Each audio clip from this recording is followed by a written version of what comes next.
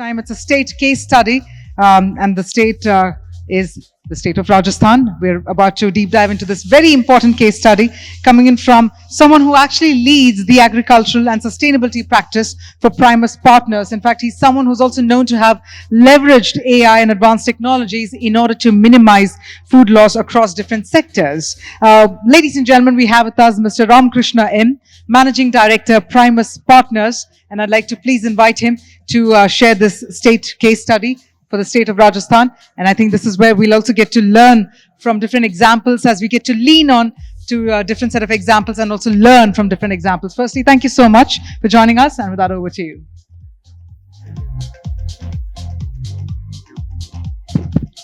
Hello.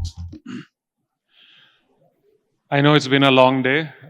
The bar is almost set up, and most of you are looking for an excuse to just get out, run out and grab a drink. So I'll not bore the hell out of you. So in the interest of trying to retain the attention of everyone out here, let me give you a quick summary of why you should pay attention to this session, so to say. There are two key messages which I want to leave with you about the Rajasthan startup ecosystem. The first key message is this is one state when you, as a startup, go and work with them, which says, we'll give you space, we'll give you mentoring, blah, blah, blah. But most importantly, we'll help you get revenues. This is one very clearly sales-focused, top-line focused, growth-focused ecosystem, which goes in with that message. If you're a startup, you come and work with us, we will help you get sales from the government system, so to say.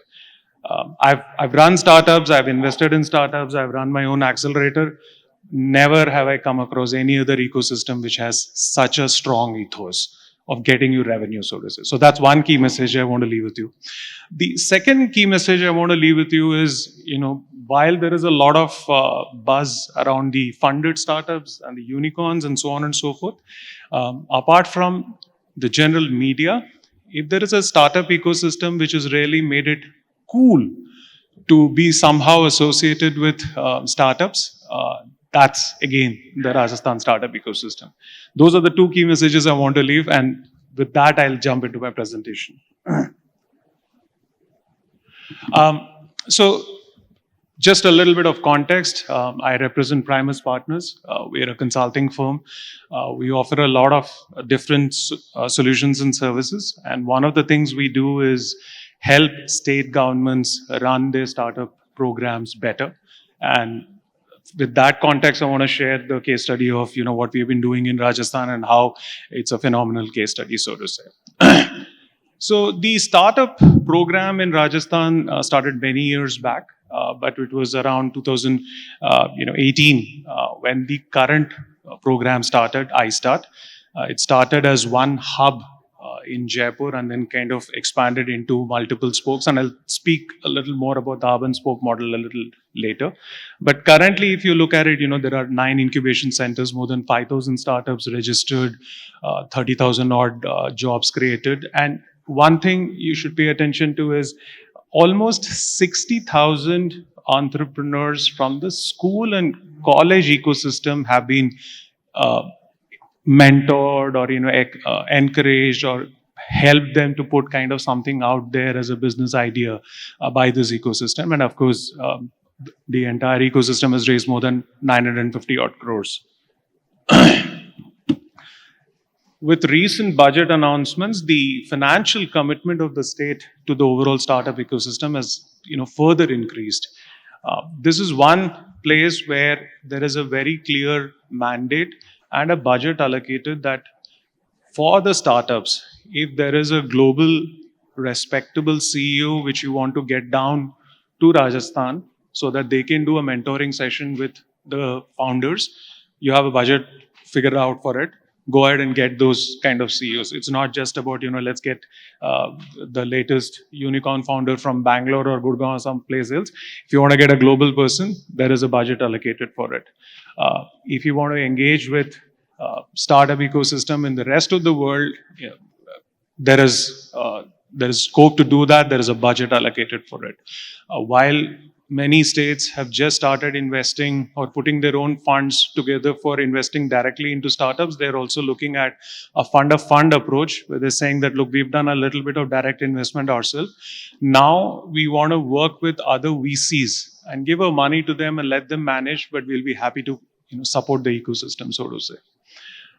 Procurement, and this is what I was referring to, right at the beginning. This is one place where there is as good as a mandate, especially if you're operating in the e-governance space, that any department, if you're buying hardware or software services, you have to allocate at least a certain percentage of your total spend to startups. So whatever your budget is, out of that, you have to spend something on startups. In addition, there is a 25 crore budget available at the state level. So even if your own department has kind of exhausted its budgets, but a new startup comes to you and pitches an idea and you really like it and you want to do a trial, this 25 crore corpus allows you to go ahead and do that, so to say. As I said, I have personally been in the startup ecosystem for more than 7 years, and I have not seen this kind of massively supportive approach or a system, so to say, to help startups grow. There's a major 1,000 crore corpus which has been put together for the Atal Innovation Program. The large focus here is the AVGC, animation, VR, so on and so forth. The focus is to train the startup founders and as well as some of the college guys in the new and emerging technologies, and also encourage some of the tech majors in this space to come and set up shop and do some joint pilots with the startups, so to say. There's also going to be an agri-based accelerator program coming from there. There's a LEAP program which funds basically training of founders. So if a tech founder comes and says that, look, I learned whatever tech I learned 3 years back, and now that I'm building this startup, I need to be trained on, let's say, Gen AI or something else. Then those founders can take help from the state government, get trained, and their training costs will be kind of borne by the government, so to say. And then you have the school program and the college program. Here is where the hub and spoke model really works wonders. So most of the states look at startup or incubation activities at the state capital, and that's about it.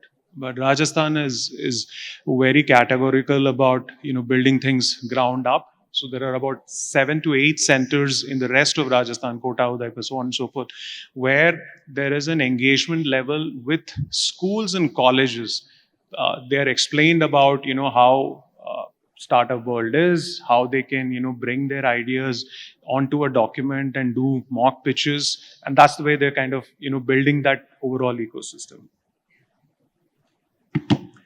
The overall startup portal of Rajasthan is similar to a lot of other startup portals. So you have, you can submit your ideas, you can look at the different schemes which are running there. Couple of points I want to highlight over here is, one is there is a award program out there wherein you can go and present your idea, and the award money which is available is as high as 5 crores. Many startup programs don't even offer grants or equity funding to that amount, but there is an award program which allows you to pick up that kind of money, so to say. There are multiple types of funds available. So it could be a pre-seed stage fund, which will fund idea stage kind of startups. There are seed stage and a late stage kind of money available. There's also a bonus fund available for letting the startups kind of raise follow-on rounds, so to say. So a lot of action happening from an overall system.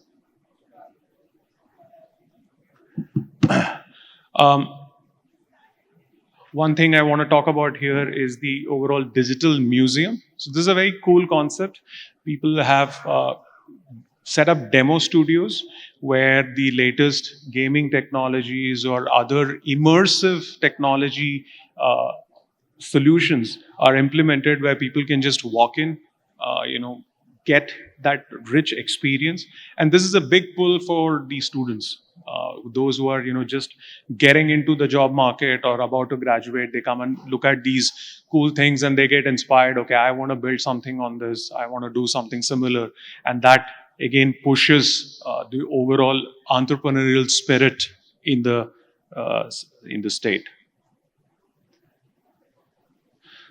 These are some photographs of the existing, AVGC sector labs and the robotics labs and, the museum where basically these are tinkering facilities. You go, you can play a little bit, you have the option of building small demo projects and kind of come out of that.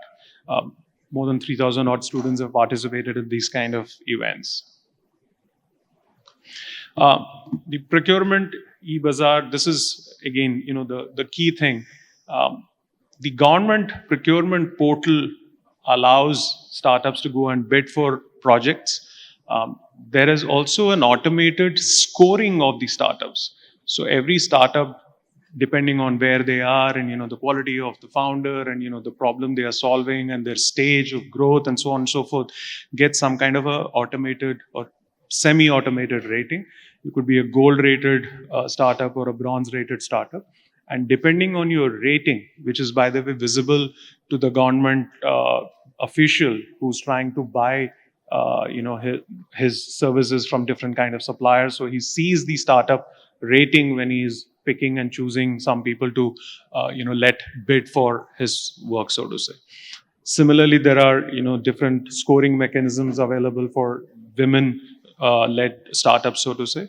And interestingly, even if you have graduated from a mentoring program or an acceleration program, you still have the option to continue bidding for government projects until there is a limit. Again, from a government point of view, they want to spread out and increase the option of the number of startups who get to benefit from government procurement.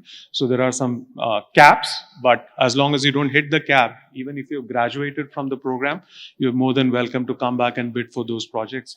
Again, the key message is the system is really helping startups sell, book revenue, show top line growth.